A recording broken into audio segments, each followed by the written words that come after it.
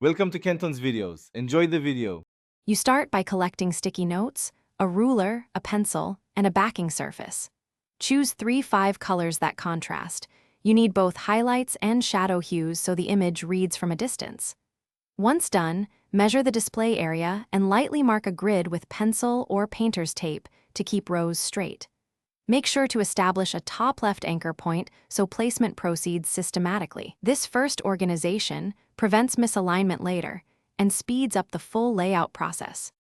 You now execute the middle work, placing notes row by row from your anchor so the pattern stays consistent.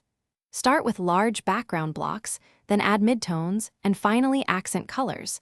This layered approach creates depth and lets you adjust value relationships. Once a section is complete, step back and check for drift. Small misplacements are easiest to correct immediately. Make sure to use tweezers for precise edge alignment and press firmly to avoid lifting, because consistent adhesion prevents bubbling later. You finish by refining edges and adding details to sell the image. Trim overhangs with a craft knife and score curves slowly so notes fold neatly. Once satisfied, consider a light protective spray or clear tape along the perimeter for durability if it will hang for days. If sections shift or notes peel, remove only the affected pieces, realign using your grid, and press adjacent notes to restore continuity. Remember this troubleshooting tip.